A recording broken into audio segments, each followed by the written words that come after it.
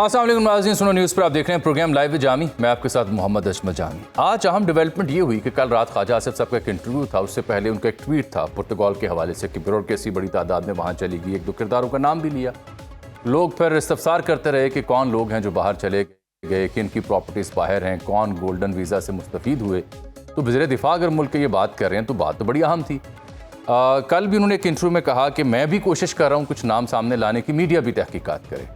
आज public accounts committee ने इसका नोटिस लिया है। FBR हो, स्टेट डिपार्टमेंट हो, दीगर महकमे हों, उन्हें तलब किया और कहा कि इस बारे में डिटेल्स दी जाए। ये आवाम को पता चलना चाहिए, क्योंकि अगर मेरे मुल्क की अशराफिया, हुक्मरान, ब्यूरोक्रेसी, इनकी अपनी तवज्जो, इनकी औलाद, इनकी जायदादें बाहर होंगी तो उन्हें मेरी और आपकी फिक्र खाक होगी। फिर दूसरा हमने देखा पाकिस्तान के लिए अच्छी खबर भी आई कि कलअदम तंजीम BLA मजीद ग्रुप, इनको अमेरिका ने दहशतगर्द ग्रुप करार दिया है। एक खासी बड़ी सक्सेस है और एक सेटबैक है इंडिया और इंडियन प्रॉक्सीज के लिए। साथ हम मुल्क की सियासत का जब जिक्र करते हैं तो पहले PTI का 5 अगस्त का एहतजाज था, फिर 14 की तैयारियां, वहाँ पे तजब्जुब है। अब हमाद अदर साहब कह रहे थे कि ये जो पाक अमरीका खारजा पॉलिसी की कामयाबियाँ हैं, ये ट्रंप की मोदी से आर्जी नाराज़ी का नतीजा है और हुकूमत ने इस मौके से फ़ायदा उठाकर मकबूल रहनुमाओं की गिरफ्तारियाँ शुरू कर दी। चंद रोज़ पहले आपने सुना होगा महमूद खान अचकज़ई साहब, सीजन पॉलिटिशियन है, अपोजिशन का महाज थामा हुआ है, वो ये फरमा रहे थे कि मुआफ़ी करनी चाहिए, एक दूसरे को माफ़ी देनी चाहिए, तौबा करनी चाहिए, आगे बढ़नी चाहिए। तो क्या मुल्क में इस सिनेरियो के बाद भी कोई ग्रैंड डायलॉग की गुंजाइश मौजूद है? इन सब मामलों पे बात करने के लिए आज हमने रब्ता किया पाकिस्तान पीपल्स पार्टी के रहनुमा जनाब कमर जमान कायरा साहब। हमेशा आवाम की बात करते हैं, उनको ज़हमत दी है। कायरा साहब, बहुत शुक्रिया आपके कीमती वक्त का। सर, सबसे पहले तो ये BLA वाली मामला हो गया, बहुत बड़ी सक्सेस पाकिस्तान के लिए, लेकिन मैं देख रहा था फैसल वाडा साहब फरमा रहे थे कि काश पाकिस्तान के पास फील्ड मार्शल जैसा जमहूरी लीडर भी होता। ना पहले को लीडर था, ना आज कोई है और ना ही आगे को नजर आ रहा है। अब देखें इसके बाद क्या क्या होता है। अब मैं तो इसकी तशरीह करने से कासिर हूं सर, वाकई हमारे पास कोई जमहूरी लीडर नहीं है। वाडा साहब की गुफ्तगू इतनी मोतबर हो गई कि आपने उसको फाइनल ऑर्डर समझ लिया है? बिल्कुल नहीं। मेरा ख्याल है ये कुछ ज्यादा सादगी है, ठीक, या ज्यादा कॉम्प्लिकेशन है। ठीक। पाकिस्तान में बहुत सारे लीडर हैं, बड़े ज़हीन लोग हैं। ये अलग बात है कि वो लीडर जिसके हम जिक्र करते हैं, जो कौमों को मुश्किल तरीन औकात में रहनुमाइयां फराहम करते हैं, वो बार बार पैदा नहीं होते और वो प्रोसेस से पैदा होते हैं। हम प्रोसेस भी शुरू नहीं करने देते, लेकिन इसके बावजूद हमारे बहुत सारी क़यादत ने मुस्तकबिल बीनी भी की है और मुश्किल हालात में कौम की रहनुमाई भी की है। ये कहना कि हमारे पास लीडर नहीं थे, आजकल है या आज नहीं है, ये कुछ ज्यादा सादगी का लम्हा। बिल्कुल ठीक है। ये जो इंटरनेशनली हमने BLA से लेके या पाक इंडिया जंग के बाद जो सिफारतकारी की, तो वो भी तो हमारी सियासी क़यादत ने सिफारतकारी की बाहर जाके।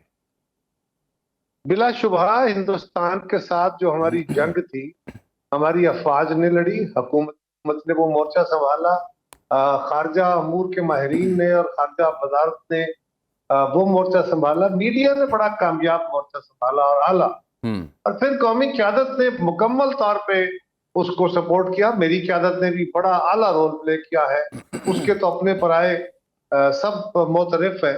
और बिलावल साहब ने न सिर्फ मुल्क के अंदर बैठ के मीडिया के जरिए, जमात के जरिए, पार्लियामान के जरिए, बल्कि फिर हिंदुस्तान का जो दूसरा ऑफेंसिव लॉन्च हुआ था, जो उन्होंने सफारती महाज खोल के अपने वफूद भेजे थे ताकि हिंदुस्तान के हक में आलमी राय आमा को हमवार करने की कोशिश की जाए, उसको जिस तरीके से जवाब दिया, आज उसकी कामयाबियां आपको मुख्तलिफ जगहों पे नजर आ रही हैं। आपको यूरोपियन यूनियन भी स्पेस दे रही है, दुनिया आपके साथ कोऑपरेट कर रही है, आपके नैरेटिव को सुन रही है, आपके साथ मुख्तलिफ मामला फहमी कर रही है और हिंदुस्तान के ऊपर उल्टी पाबंदियां लग रही हैं। ये हमारी हुकूमत की और हमारी सियासी क़यादत की मामला फहमी और उनका अच्छा फहम है। अमेरिका के साथ और यूरोप के साथ फौज के सरबराह ने भी जो मुलाकातें की हैं, जो मीटिंगें की हैं, जो दौरे किए हैं, उसके भी बड़े न सिर्फ फौजी बल्कि हमारे दीगर ताल्लुकात में, इवन तिजारत में उसके समरात हमें आज नजर आने शुरू हुए। ठीक, तो ये एक अच्छी शुरुआत है, अच्छी बात है कि सारी कौमी जो जहते हैं तो वो यकसुई से मुल्क की बेहतरी के लिए कोशिश करें। बिल्कुल ठीक है, लेकिन आपने कहा ना कि मुश्किल तरीन औकात में जो क़यादत रहनुमाई करती है प्रोसेस से बनती है। यहाँ में सियासी तौर पर भी चैलेंजेस हैं पाकिस्तान में। यहाँ अदम इस्तेहकाम किसी सूरत हाल है, एक मकबूल सियासी जमात जो है इसको गिले शिकवे, उनका रहनुमा जेल के अंदर है, को बातचीत को ग्रैंड डायलॉग हो नहीं पा रहा। तो अचकज़ई साहब ने चंद रोज़ पहले ये कहा था कि एक दूसरे को माफ़ करना चाहिए और तौबा करनी चाहिए। क्या ये काफ़ी है ये नीयत कर लेना या ये बयान दे देना? फिर असद कैसर साहब का बयान भी मैंने देखा, वो कह रहे थे जनरल बाजवा को एक्सटेंशन देनी बहुत बड़ी गलती थी, आइंदा ऐसा नहीं करेंगे। ये बाद अज मर्ग जो ख्याल आता है, is it enough to move forward? और क्या इस वक्त मुल्क में वाकई किसी ग्रैंड डायलॉग की गुंजाइश बाकी है या आपके नज़दीक ख़त्म हो चुकी है? कि गुंजाइश तो उसके बगैर मुमकिन ही नहीं है। डायलॉग तो करना ही पड़ेगा, आज नहीं तो कल। अल्टीमेटली तो अगर ग्रैंड डायलॉग नहीं होगा तो डायलॉग अमंग्स्ट द पब्लिक होगा। कि डायलॉग का अमल रुका नहीं करता, मुआशरे मरा नहीं करते, हैयतें तब्दील करते हैं। तो डायलॉग तो होना है, और सियासी जमातों ने अगर डायलॉग करना है तो मामला फहमी होकर आगे निकलना है, वरना डिजास्टर होगा और तरह के मकाल।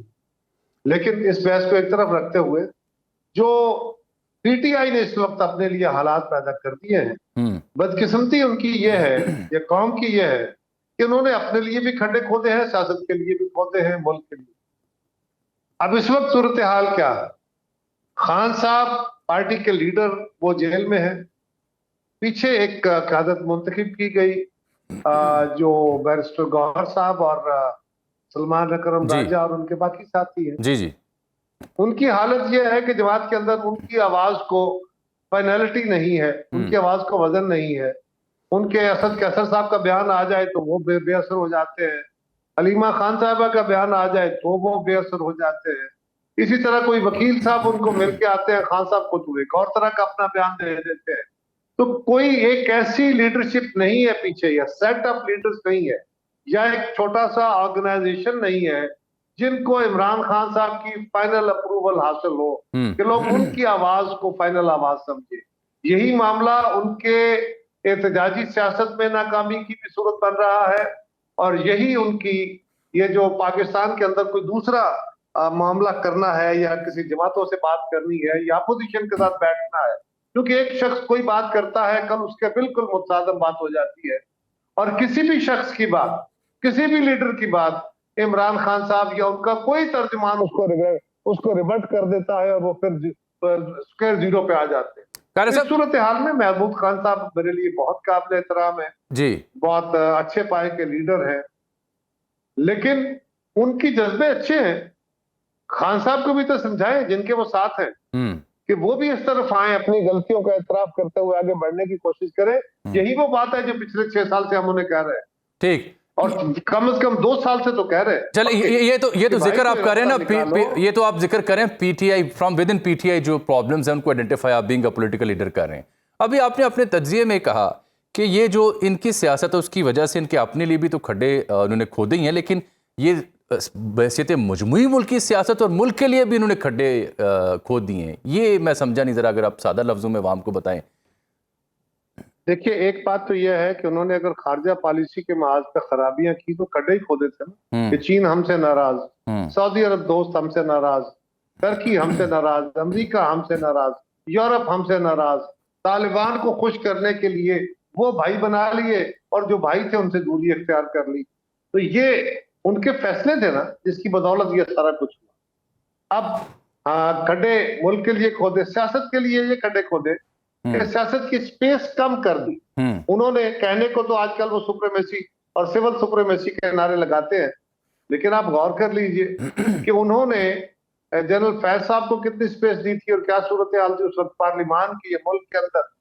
जो 2018 के इलेक्शन में उन्होंने उनके साथ मिलकर जो सूरत हाल पैदा की थी, फिर जनरल बाजवा साहब का जो रोल था उनको कितनी स्पेस दी गई थी, और खान साहब उनके जरिए टोटल अपनी हुकूमत चलाते रहे। फिर जब उनसे लड़ने का वक्त आया तो लड़ाई ऐसे तरीके से लड़ी जो बिल्कुल ही बेमानी थी। फिर डायलॉग करने की बात आई तो जिनसे डायलॉग करना था वो सियासी जमातें थी, उनसे नहीं करना, फौज से करना है। तो उनकी सारी लड़ाई है बेसिकली क्या, वो या तो बिल्कुल सरेंडर कर देते हैं और जब लड़ने पे आते हैं तो फिर अगला पिछला जहाज एक कर देते हैं। उसकी वजह से एक बदएतमादी भी है और सोसाइटी आगे बढ़ने की बजाय इसको जकड़न लगी हुई है। ये अफसोसनाक मैंने गुजारिश की है। ठीक, कायरा साहब, जब आप बात करते हैं कि सियासी जमातों से बात उन्होंने नहीं की, जमहूरी तौर पर सियासी तौर पर तो ऐसे ही होना चाहिए, सियासी जमातें इंगेज करती हैं, चाहे मिसाक जमहूरियत हमारे सामने हुआ हो। लेकिन अब पीटीआई के हमारे दोस्त जब हमारे प्रोग्राम्स में आते हैं, उनसे हम जब सियासी अमल का हिस्सा बनने के ऊपर बात करते हैं, तो वो कहते हैं जब दुनिया ताकतवर तरीन जो हमारे यहाँ लोग हैं उनसे बात कर रही है, साबित हो रहा है कि who is the ruler in this country, तो हम भी फिर उन्हीं से बात करेंगे। बाकी लोग तो वो कहते हैं जी हम फेस सेविंग के लिए रखे हुए हैं। उनकी दलील ये है। देखिए, पहली बात तो ये है कि दुनिया उनसे डायलॉग कर रही है सिक्योरिटी के हवाले से। जी, यकीनन उनसे बात करते हैं, कोई शक नहीं। फिर उस इदारे का हमारा अपना कौमी इदारा है, उनका एक रोल रहा पाकिस्तान की सियासत के अंदर, सो उनके साथ दुनिया मुकालमे करती है। लेकिन क्या दुनिया सियासी इश्यूज में, बाकी मामलात में आपके साथ मुकालमे नहीं करती? और अगर दुनिया अच्छा नहीं कर रही तो आपने भी वही करना है। और तीसरी बात यह है कि अगर वो सियासतदानों से मुकालमा नहीं करेंगे तो क्या फौज से मुकालमा करके सियासी अमल का हल निकालेंगे? ये तो नहीं होता। सियासी इशू का हल या सियासी क्राइसिस का हल तो सियासी जमातें ही बैठ के निकालती है ना। और अगर वो नहीं निकालना चाहते सियासी जमातों से मिलके, तो वो जिनसे मिलके करना चाहते हैं वो करके देख ले। वहां अगर वो काम नहीं हो पाता तो सियासी अमल को मुस्तहकम ना होने देना ही है ना, कि ना आप अपने मामला को, डेडलॉक को तोड़ने की पोजीशन में है, ना आप उधर डायलॉग कर सकने की पोजीशन में है, लाभ पे ट्रस्ट लेवल बन रहा है। और पाकिस्तान की सियासत को आए रोज आप किसी नए नारे में, किसी नए मुहिमजुई में आप उसको झोलने की कोशिश करते रहते हैं। इसको क्या कहा जाए? ठीक। अच्छा जी, ये वज़ीर दिफा साहब ने हाइब्रिड मॉडल की अरब न्यूज़ के साथ बात की थी चंद हफ्ते पहले, फिर कल मालिक साहब के शो में भी कहा कि ये सेटअप पहले होता तो इसके फ़यूज़ बरक़ात शायद बेहतर होते। ये एक जमहूरी और सियासी रहनुमा को कोई ऐसी स्टेटमेंट देनी चाहिए? आप उनसे एग्री करते हैं कि अगर ऐसा मिसाली उनके बकौल जो सेटअप है, हाइब्रिड का उन्होंने पहले लफ्ज़ यूज़ किया फ्यू वीक्स अगो, आप उनकी दलील से एग्री करते हैं? देखिए ना, किसी एक फर्द की जाती सोच है ना, उसको उनकी जमात ने तो ऑन नहीं किया, उसको पाकिस्तान की अक्सरियत ने ऑन नहीं किया, मीडिया ने ऑन नहीं किया। ख्वाजा साहब सीनियर सियासतदान है, ये उनकी जाती राय है, ये ठीक भी हो सकती है, गलत भी हो सकती है। ये बात बहरहाल एक तो कही जाती है ना, और जा सकती है कि इस मुल्क के अंदर जो कुछ भी है ये सारा कुछ आइन के तहत, बिल्कुल जो स्ट्रिक्टो सेंसु आइनी स्ट्रक्चर है उसके तहत तो नहीं है ना, उससे कुछ चीजें बयान भी है। पाकिस्तान के अंदर ना हमारा अदालती निजाम पूरी तरह उसके मुताबिक चला, अदालतें भी आइन से बियॉन्ड जाती गई, एस्टेब्लिशमेंट भी आइन से बियॉन्ड होती रही, कई दफा ये मौका है, हुकूमतें भी होती रही। तो जो कुछ भी इस वक्त ढांचा चला या पिछला था, वो प्योरली उस तरह डेमोक्रेसी, जो डेमोक्रेसी की इस्तिलाह है उसमें, या जो हमारे आइन का ढांचा स्ट्रक्चर है उसके तहत तो नहीं चल रहा। इसी को हाइब्रिड कहा जाता है। बिल्कुल, सारा मीडिया इसको पहले हाइब्रिड कह रहा था, ख्वाजा साहब ने भी कहा। तो इस बात में किसी हद तक सदाकत तो है, लेकिन ये कहना कि इसके फ्यूज़ो बरक़ात, अब फ्यूज़ो बरक़ात दो तरह इस्तेमाल होता है लफ्ज़, एक ये सरकास्टिकली होता है, नहीं पॉजिटिव नहीं, ये कायरा साहब ये प्योरली मेरी कॉनोटेशन थी, यानी वो जो इसके मेरी कॉनोटेशन थी, ये मेरी नोशन थी। मैंने फ्यूज़ो बरक़ात का लफ्ज़ इस्तेमाल किया कि एज इफ़ कि उनकी गुफ्तगू में जो हाइब्रिड मॉडल और इस सेटअप के जो समरात हो सकते हैं, जो इसके मेरिट्स हो सकते हैं, वो कह रहे थे काश बहुत पहले ऐसा हो जाता तो हम इसके असरात, इसके समरात समेट रहे होते। मैंने फ्यूज़ो बरक़ात का ज़रा सार्केस्टिकली जानबूझ के बेहतर तालिब इल्म सियासत के मैंने लफ्ज़ यूज़ किया है। अच्छा जी, वो साथ पुर्तगाल की कहानी भी डिस्कस करते हैं। लेकिन वो उनकी बात है, ये वो ख्वाजा साहब का ज़ाती ख्याल है, मैं उससे ठीक। लेकिन मैं जानना चाह रहा हूँ कि मेरे मुल्क का वज़ीर दिफा जब कहे कि पुर्तगाल में ब्यूरोक्रेसी चली गई, लोगों के नाम वो लें और अरबों खरबों की ज़मीनें और गोल्डन वीज़ा की कहानियाँ आ जाएँ, आज पब्लिक अकाउंट्स कमेटी नोटिस लेके इदारे आकर रिपोर्ट जमा करवाएं, फिर मेरे मुल्क में अगर खबर छपे चंद रोज़ पहले कि फ़लाँ बंगले की तज़ीन आराइश के लिए 4 करोड़ 78 लाख रुपए CDA में इश्तिहार आ गए हैं, तो ये दोनों जो ऐलानात हैं इनको अगर देखा जाए तो पीपल्स पार्टी तो हमेशा आवाम की सियासत करती रही। ऐसे ऐलानात, ऐसे बयानात के बाद क्या आवाम इस हुकूमत से जुड़ेंगे या दूर होंगे? देखिए, पहली बात तो यह है कि मुझे इस मुल्क के किसी सहाफ़ी का नाम बता दीजिए, किसी सियासतदान का नाम बता दीजिए, किसी ब्यूरोक्रेट का नाम बता दीजिए, किसी जज का नाम बता दीजिए, जिसको ये पता ना हो कि पाकिस्तान के कारोबारी लोग हो, सियासतदान हो, एस्टेब्लिशमेंट हो, ब्यूरोक्रेसी हो, इनकी जायदादें बाहर नहीं है, इनकी औलादें बाहर नहीं पड़ती। बिल्कुल ठीक। जिसको जितना जितना इंफॉर्मेशन लेवल है उतना ही वो चीजें ज्यादा बेहतर जानता है। तो ख्वाजा साहब ने जो बात कही है उसके तनाजुर को अपने हो सकते हैं, मुझे नहीं पता उनका वो किस तनाज़, आज का उसके ऊपर बड़ी कंट्रोवर्सी भी है। लेकिन जो बात उन्होंने कही है मेरे लिए कोई अचंभे की बात उसमें नहीं है। ठीक, वो कौन से एक मुल्क के अंदर है, क्या यूरोप के दीगर ममालिक में पाकिस्तानियों की जायदादें नहीं है? क्या अमेरिका में नहीं है? क्या कनाडा के अंदर हमारे बहुत सारे बेशुमार हमारे ब्यूरोक्रेट जाके वहां सेटल नहीं हो गए रिटायरमेंट के बाद? और जो रिटायरमेंट के करीब होते हैं या होने वाले होते हैं, तो एक खुली दास्तान है। कहते को यही है कि कारोबारी तबके ने भी जो पासपोर्ट लिए हैं वो वीजों से बचने के लिए और इजी ट्रेवलिंग के लिए हैं, लेकिन वो ऑस्ट्रेलिया से लेके दुबई तक और दुबई से लेके यूरोप तक और यूरोप से लेके अमेरिका तक किसके इल्म में नहीं है? बिल्कुल ठीक। लोगों की जायदादें हैं। अब वो सही पैसे से गई हैं, गलत पैसे से बनी है, डिक्लेयर्ड है, नहीं है, वो तो मुझे नहीं पता। वो जितना बंदा को इन्फॉर्म्ड हो उतना ही हो सकता है, लेकिन ये तो बहरहाल कोई छुपी हुई बात नहीं। बहुत शुक्रिया जनाब कमायरा साहब, शरीक गुफ्तगू थे आज हमारे प्रोग्राम में। नाज़रीन, यहाँ प्रोग्राम में वक्त है एक छोटी सी ब्रेक। वेलकम बैक नाज़रीन। आज हमने रब्ता किया सीनियर सियासतदान पाकिस्तान मुस्लिम लीग ज़िया के सरबराह जनाब एजाजुल हक साहब से, और हमारी ख्वाहिश तो थी हम मुल्क की मौजूदा सियासी मंजरनामे के ऊपर उनसे बात करें, लेकिन वो एक बार फिर उनसे मंसूब एक क्लिप है सोशल मीडिया पे वायरल है, जहाँ पे वो एक पॉडकास्ट कर रहे हैं, एक इंटरव्यू दे रहे हैं एक सहाफ़ी के साथ, और उनके मखसूस जुमले काटे गए हैं जिसमें तासुर ये सोशल मीडिया पे बन रहा है कि एज़ इफ़ के एजाजुल हक साहब ये फरमा रहे हैं कि जनाब खान साहब ने वो ऑफ़र की थी इस्टेब्लिशमेंट को, मौजूदा को, कि जो प्रीवियस सरबराहान थे, फ़ौज के ज़िम्मेदारान थे, उनके ऊपर आर्टिकल 6 लगा दें, मेरी माफ़ी तलाफ़ी कर दें। तो वो चूँकि दोबारा वायरल है, तो मैंने कहा सबसे पहले इनसे इस मामले में बात करते हैं। एजाज साहब, ये क्या मामला था, बात हुई क्या थी और आपने क्या फरमाया था? देखिए, बात ये है कि ये बहुत ज़्यादा वायरल हुआ है, और वायरल इसलिए हुआ है कि इसमें जो पूरी स्टोरी थी ना, वो ये थी कि एक शख्स जो है बाहर बैठ के पॉडकास्ट कर रहा है, और वो ये कह रहा है उस पॉडकास्ट के अंदर के आसिम मुनीर साहब ने, यानी फील्ड मार्शल जो अब हैं, उस वक्त के चीफ ऑफ आर्मी स्टाफ ने जेल में पैगाम भिजवाया है खान साहब को कि आप मेरी माफी तलाफी कर दें, और जनरल बाजवा को और जनरल फैज को और बाकियों को जो है ना, आप जो मर्जी करना चाहें उनको करते रहें। अच्छा, असल में मैंने ये कहा था कि इस शख्स ने ये बात की है जो मैंने अभी दोहराई है, कि बाहर बैठकर इनको ज्यादा मालूमात होती हैं अपने व्यूज लेने के लिए जी, इस किस्म की खबरें चला देते हैं, जिससे कि बड़ा, तो वो ये वहीद हुसैन साहब को भी इसका क्रेडिट जाना चाहिए कि उन्होंने जो शुरू में डालते हैं ना हाइलाइट्स, हाँ, उसमें ये हिस्सा उन्होंने डाला जहां से सब निकाल रहे हैं, बिल्कुल।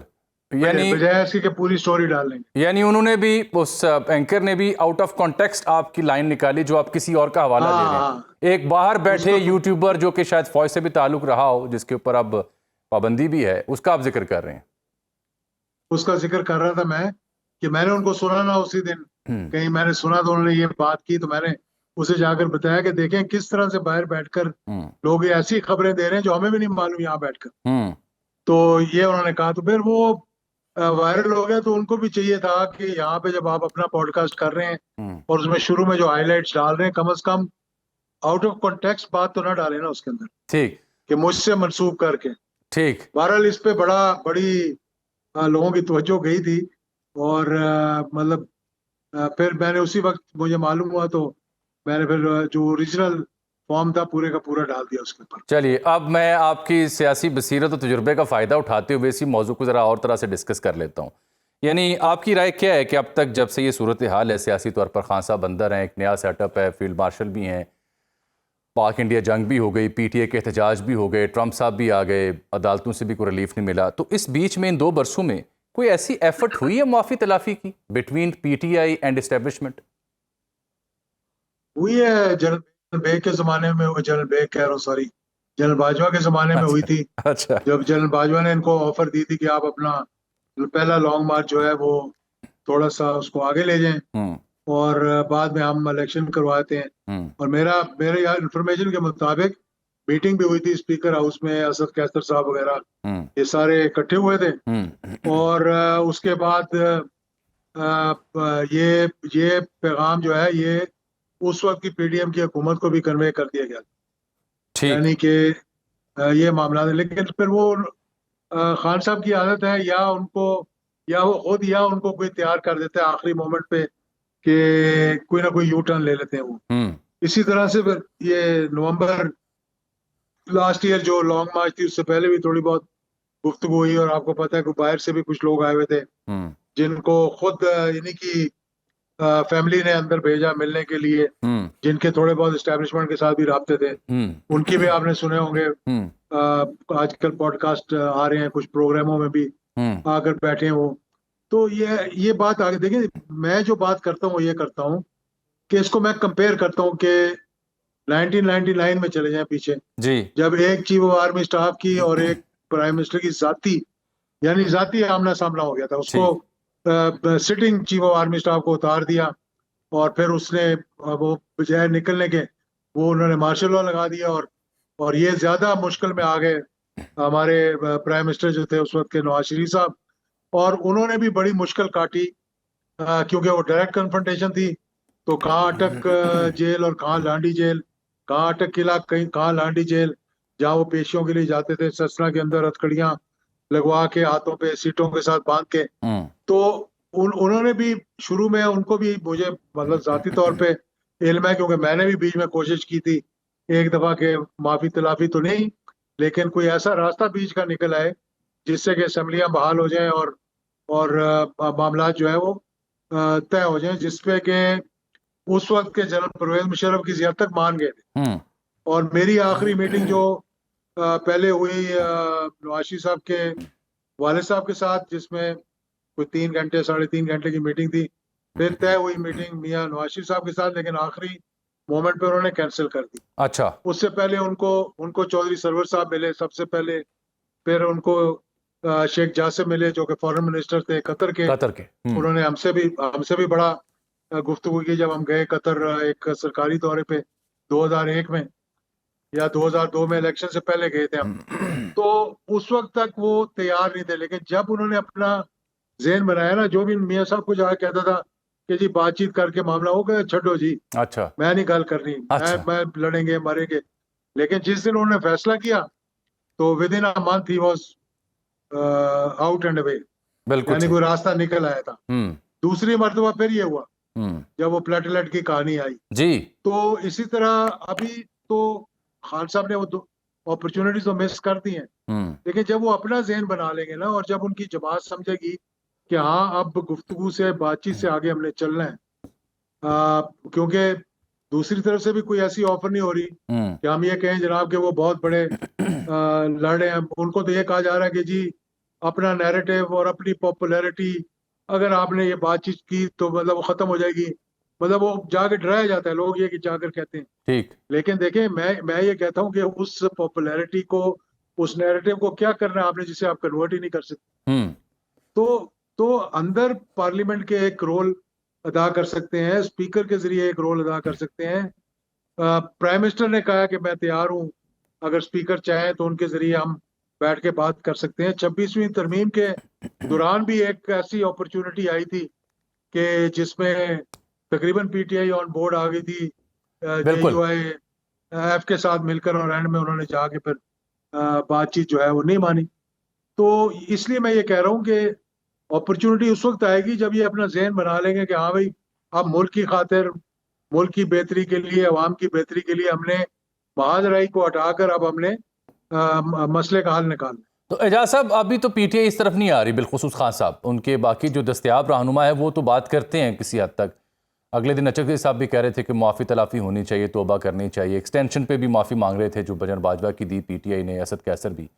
लेकिन उसके पैरेलल हम देख रहे हैं कि अभी 5 अगस्त का एहतजाज था, फिर अब 14 अगस्त का एहतजाज है। इन एहतजाजी ऐलानात से बात बनेगी? नहीं, देखिए ना, हर चीज़ का माहौल, हर चीज़ का टाइमिंग, हर चीज़ के लिए पॉलिटिक्स के अंदर स्पेशली ना लीडर का और स्टेट्समैन का ये कमाल होता है कि he can look beyond the ball. Exactly, ये माहौल नहीं है इस वक्त। 10 मई के बाद नया नैरेटिव पाकिस्तान का बनने के बाद, खारजा पॉलिसी में एक मेजर तब्दीली आने के बाद, कि एक ही वक्त में आपके फॉरेन मिनिस्टर अमेरिका में बैठे हैं और आपके फील्ड मार्शल चाइना में बैठे हुए हैं, और आप ईरान और अमेरिका के दरमियान बातचीत कर रहे हैं। ये सारी चीजें देखते हुए ये माहौल नहीं है इस वक्त एहतजाज का, ये माहौल है गुफ्तगू का, मामलात को तय करने का, मामलात को आगे ले जाने का। बिल्कुल ठीक। और ना ही वो रिस्पांस मिलेगा जिस रिस्पांस की उनको तवक्को है।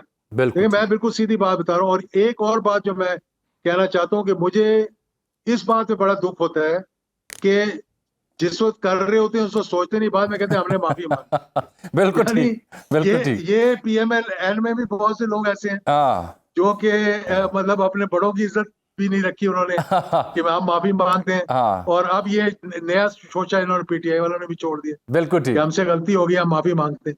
पहले बिल्कुल सजा ठीक, भुगते हैं फिर माफी मांगे। बिल्कुल ठीक। एजाज साहब बहुत शुक्रिया कीमती वक्त का। ये आज सोशल मीडिया वाला मामला था, बिलखुसूस उस पर आपसे बात करनी थी। किसी रोज़ ज़रा तफसीली मुल्क की तारीख़ और सियासत के हवाले से ये जो फड्डे पड़े हैं सियासतदानों को इस्टेब्लिशमेंट के, इसके ऊपर आपसे रुदास सुनेंगे इंशाल्लाह किसी और रोज़। आज के लिए आपका बहुत शुक्रिया। नाज़रीन, यहाँ प्रोग्राम में एक छोटी सी ब्रेक। वेलकम बैक नाज़रीन, प्रोग्राम में एक बार फिर से खुशामदीद। एक और बड़ी अहम डेवलपमेंट बिलखुसूस पाकिस्तान के लिए बहुत मेजर सक्सेस है इंटरनेशनल अरीना पे यूएस ताल्लुकात के साथ और दहशतगर्दी के खिलाफ पाकिस्तान की जंग में बहुत बड़ा माइलस्टोन है, क्योंकि यूएस स्टेट डिपार्टमेंट ने एक स्टेटमेंट जारी की जो सेक्रेटरी रूबियो की जानिब से जारी की गई, मार्को रूबियो की जानिब से, वज़ीर ख़ारजा हैं, कि ये जो कलअदम तंजीम है BLA बलूचिस्तान लिबरेशन आर्मी और मजीद ब्रिगेड, इनको दहशतगर्द तंजीम के तौर पर नामजद कर रहा है अमेरिका, जबकि जो मजीद ब्रिगेड है उसको बलूचिस्तान लिबरेशन आर्मी की सबका खुसूसी तौर पर नामजद आलमी दहशतगर्दों की फहरिस्त यानी SDGT में शामिल किया जा रहा है। ये पाकिस्तान का मुतालबा भी रहा है। ये किस कदर इम्पॉर्टेंट डेवलपमेंट है, इससे क्या पाकिस्तान को फ़ायदा होगा, ये BLA क्या थी, इस सब पर बात करने के लिए हमने रब्ता किया है। मैं जनरल रिटायर्ड तारिक रशीद साहब से, दिफाई तजिया निगार हैं। जनरल साहब बहुत शुक्रिया आपके वक्त का। एक लंबी लिस्ट है सर इनकी, मजीद ब्रिगेड की भी और BLA की भी, और जिस तरह से ये प्रॉक्सीज के तौर पर यहाँ काम कर रही थी, हम देख रहे हैं कि इंडिया में बड़ा वावेला इसके ऊपर हो रहा है। How important is this statement और the decision made by the US state department? देखिए, पाकिस्तान के लिए बहुत ही बड़ी और अच्छी खबर है और बड़ी सिग्निफिकेंट खबर है।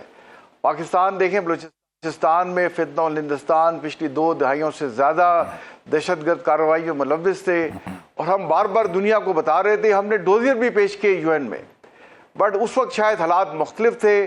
मार्का हक के बाद दुनिया चेंज हो गई। अब तो देखें, बुक भी आ गई है, the war which change everything. तो मार्का हक ने जो है दुनिया को चेंज किया और पाकिस्तान का इमेज एक बड़ी जिम्मेदार मुल्क के तौर पे, और हमारे लीडरों का इमेज इस तरह से पेश हुआ कि जो कहते हैं वही करते हैं।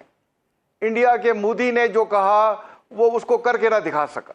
उसने पाकिस्तान को अंडरमाइन किया और झूठ बोला, और इतना झूठ बोला कि अब उसके अंदर से अपोजिशन वाले, उनके रिटायर्ड सर्विसेज चीफ, वो कह रहे हैं कि हम पूरी दुनिया में मुंह दिखाने के काबिल नहीं रह गए।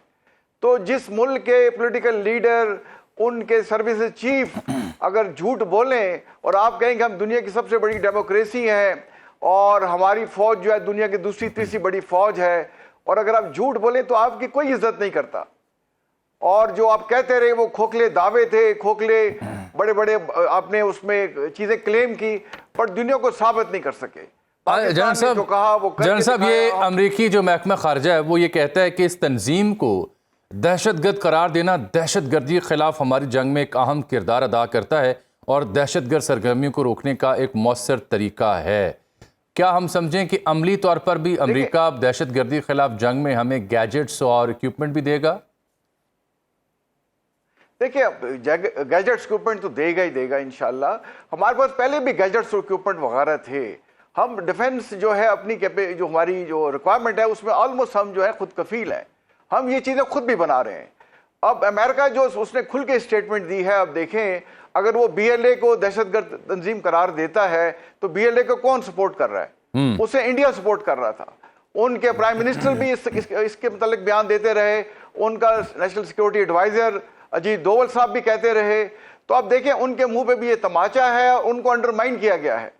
अब मेरे ख्याल वक्त आ गया है कि पाकिस्तान जो है ये डोजियर्स UN के सिक्योरिटी काउंसिल में पेश करे और अमेरिकन को बताए कि ये देखें ये हमारे पास ये सबूत है और इंडिया में ये फितना हिंदुस्तान और KPK में फितना और खवारिज को ये सपोर्ट कर रहे हैं, और इंडिया को FATF में ब्लैक लिस्ट किया जाए और इसको एक ऐसा मुल्क करार दिया जाए कि जो स्टेट लेवल पे पूरी दुनिया में जो टेररिज्म को सपोर्ट कर रहा है। कनाडा की हमारे सामने है, हरदीप सिंह जो है गुरुपत्वंत सिंह पन्नू साहब को देखें, इन्होंने अमेरिका में मारने की कोशिश की, उसमें कतर में इनके 9 नेवल ऑफिसर जासूसी करते पकड़े गए, रॉ का नेटवर्क ऑस्ट्रेलिया में डिस्कवर हुआ और पाकिस्तान में तो ये कार्रवाई कर रहे हैं।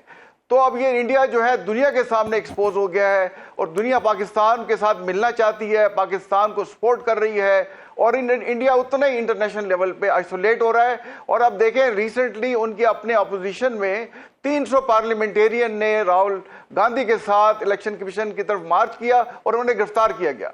272 से तो उनकी गवर्नमेंट बनी हुई है और उससे ज्यादा लोग जो है मोदी के खिलाफ हो गए और मोदी को समझ नहीं आ रहा कि वो क्या करे। अच्छा, ये आप देखेंगे ये जनरल साहब ये जो बात आप कर रहे हैं इंडिया वाली, अजीत डोभाल से लेके बाकी आपने ठीक निशानदेही की, स्पेशली उनका मीडिया जिस तरह से बलूचिस्तान में BLA और कलदम तंजीमों की दहशतगर्दी पर मबनी कार्रवाई को कवरेज देता था, हाइप देता था, जिस तरह वो प्रिडिक्ट भी करते थे उनके तज्जिया निगार भी, ये अमेरिका की जानिब से इन तंजीमों पर पाबंदी उन्हें कलदम करार देना, ये कितना इंपॉर्टेंट और बड़ा सेटबैक है फॉर इंडिया?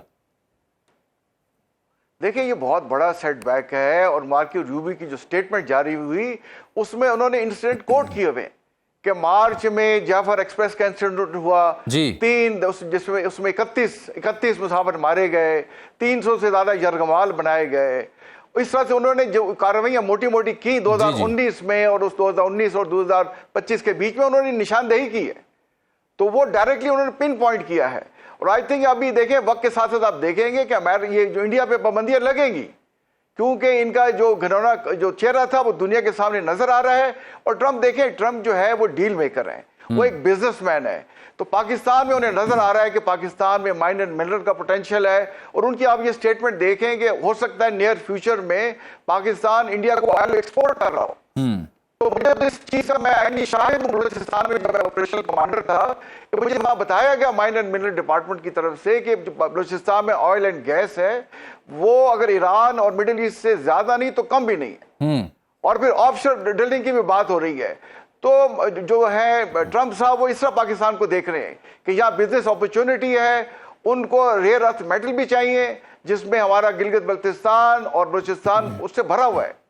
तो इंशाल्लाह आप देखेंगे कि पाकिस्तान जो है अमेरिका के साथ इनके दिल में तल्लुकात मजबूत होंगे और इस वक्त पाकिस्तान एक आइडियल पोजीशन पे है। पाकिस्तान की इस वक्त जो पोजीशन है, हमारी हिस्ट्री जो पिछले 78 साल की है उसमें कभी नहीं थी। चीन हमारा असली दोस्त है। जनरल साहब इसके अलावा देखें ना, पानी का मसला इंडस वाटर ट्रीटी के साथ हल किया, तो अब फील्ड मार्शल की एक स्टेटमेंट थी और उनसे मंसूब बयान था जिसका मफहूम कुछ यूँ था कि अगर इंडिया को रिजर्वायर बनाता है तो हमारे पास मिसाइल्स कितनी रेंज है कि उसका भी हिसाब तब किया जा सकता है। डू यू थिंक कि Pakistan is capable to do that, कि अगर इंडिया पाकिस्तान के हिस्से के पानी के ऊपर कोई ज़ख़ीरा बनाता है तो फिर हमारे मिसाइल हरकत में आ सकते हैं? देखिए हमने मिसाइल किस लिए बनाए, हमने ये न्यूक्लियर कैपेबिलिटी किस लिए हासिल की है? हमें इसलिए हासिल की और हमारी जो सारी कैपेबिलिटी है, चाहे कन्वेंशनल हो चाहे अनकन्वेंशनल हो, ये इंडिया स्पेसिफिक है। हमारा तो और दुश्मन दुनिया में है ही कोई नहीं। इंडिया इज ओनली जिसने पाकिस्तान को दिल से तस्लीम नहीं किया। तो इंडिया ने अगर जरूरत की पाकिस्तान का पानी बंद करने की या दोबारा हम पे हमला करने की कोशिश की तो पाकिस्तान के पास जो फुल स्पेक्ट्रम डेटरेंस है, कन्वेंशनल अनकन्वेंशनल, हम जरूर इस्तेमाल करेंगे, इसमें कोई शक नहीं है। तो हमारे फील्ड मार्शल ने मार का हक में जो कहा वो करके दिखाया और ये उनका रिजॉल्व था जिसको दुश्मन को पता चल गया, तो इसलिए वो घुटने पड़ गए जाके अमेरिका के और दूसरे मुल्कों की हमारी जंग रुकवाए। अगर वो जंग ना रुकवाते तो हमने इंडिया का सफाया कर देना था। ठीक, बहुत बहुत शुक्रिया जनरल रिटायर्ड तारिक साहब थे जो इस इंपॉर्टेंट के ऊपर तबसरा पेश कर रहे थे। ये वाक़तन पाकिस्तान के लिए इंतहाई अहमियत का हामिल है कि जब अमेरिका जैसी वर्ल्ड पावर जो है वो BLA नामी तंजीम, कलदम तंजीम को दहशतगर्द करार दे, उसे खुसूसी लिस्ट में शामिल करे, तो इसका मतलब ये है कि अब अगला हदफ, जैसे जनरल साहब ने कहा, कि हमें भारत को उसके खिलाफ जो डोजियर है इन तंजीमों को मुआवनत करने का, उसको लेकर के इंटरनेशनली कंटेस्ट करना चाहिए ताकि भारत को अब ब्लैक लिस्ट में डलवाया जाए कि ये आलमी सतह पर दीगर ममालिक के यहाँ दहशतगर्दी को परवान चढ़ाने वाला मुल्क है। आज के नाज़रीन इतना ही, आपसे मुलाकात होगी अगले प्रोग्राम में, तब तक के लिए अल्लाह हाफ़िज़।